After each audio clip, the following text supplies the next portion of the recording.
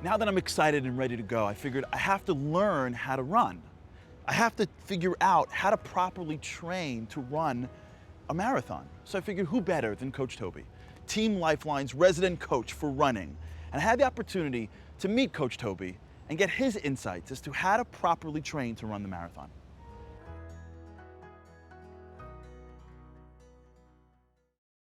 So how long have you been running for? Too long.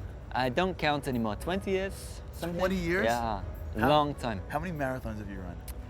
Again, I don't count. You know, the good thing about marathons is after you've done your first important one, which you're going to do, then all the rest are meaningless. Really? So just concentrate on the one in front of you, not the ones behind you. So if a guy just starts, he's never ran a marathon in his entire life. I think the most I've ran is up and down a basketball court. Or on a treadmill. But actually covering distance, never. What is the first thing that I need to do to prepare myself physically to run a marathon? Be happy. Everyone can run the marathon. I mean, you know, thereabouts. If you actually put in the time, you will be able to do the marathon, and that's a good thing about it. Marathon is a lot mental, hugely mental, because the body is just this framework of bones, and then you have these muscles tying them up, holding them together like that. The mind is everything. If the mind is not powerful, the mind won't push the body to go forward.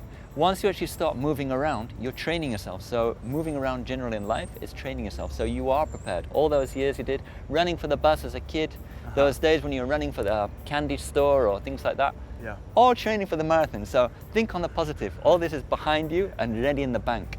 So it sounds great that anyone that wants to run can run. But how do I actually do it? First of all, you just have to think about breaking the marathon down into smaller pieces. And your training for the marathon is just starting and doing something, a little bit, little by little. Like if you can't run a full mile, don't worry, just walk for a little bit and then jog at the end of the mile. For instance, like here we are in Central Park and we have a beautiful reservoir you can run around, and it's 1.5 miles. So what I'd tell somebody for starting off is go to the start and then don't say, okay, I'm going to run the whole 1.5. Just say, I'm going to walk this 1.5. And along the way, if I'm feeling good, nobody's watching me, maybe I'm going to do a little bit of jogging. And then I'm going to assess myself, because every single person is different. Like with a thumbprint, everyone's got a different thumbprint. It's the same for you. Your experiences in life, your experience in running, your experiences in physical energy are completely different from somebody else. Do you recommend someone running on a daily basis? Do you run 2-3 times a week? How often should someone run to train for the marathon? Typically, I would say, and again, you know, there's an exception for every rule, but I would say at least 3 times in the week. 3 times in the week is a good minimum number. You can run as much as 7 times in the week if you want.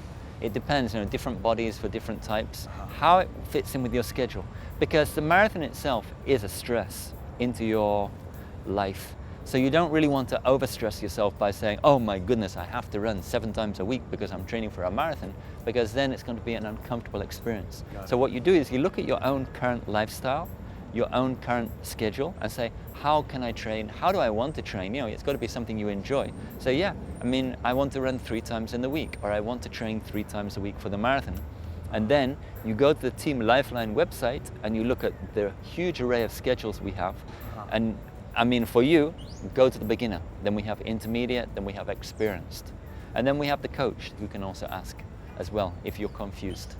What is proper running form? Like when you're running, is it just do whatever you want? Or is there like some way that somebody should run to get the proper benefit of the body and breathe well and, you know, use the muscles in an efficient way? What I want you to do is when you run relaxed, and imagine there's a cord going from your head up into the sky.